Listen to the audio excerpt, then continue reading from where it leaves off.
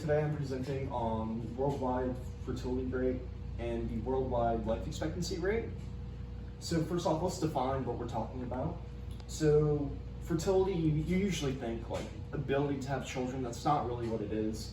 According to the OECD, so the total fertility rate in specific years defined as the total number of children that would be born to each woman if she were to live to the end of her childbearing years and give birth to children in alignment with the prevailing age-specific fertility rates.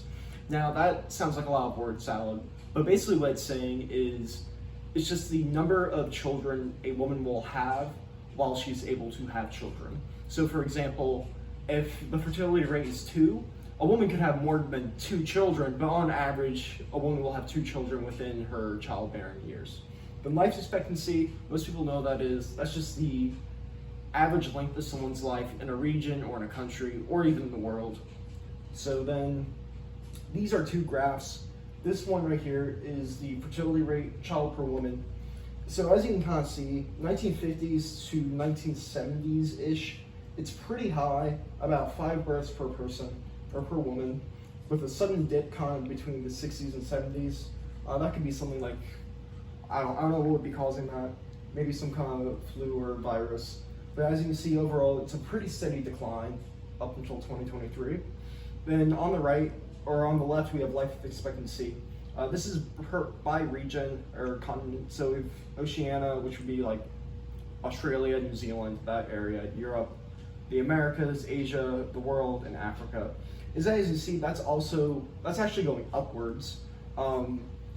And each country, once it kind of starts going upwards, it keeps going upwards. So as you can see here, Africa actually started going upwards after every other continent, but they keep going up at the same rate, if that makes sense.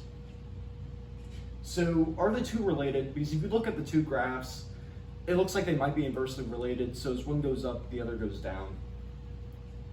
They kind of are. So why is all this happening? Well, birth rates are going down because of things like contraceptives, education, and less infant mortality. So as you know, more contraceptives, people can control when they have children. They're not having random births or randomly getting pregnant just because things adults do happen. And then education kind of also plays into that. They know they're able to be more independent. Women would have a role in the world beyond just being childbearers.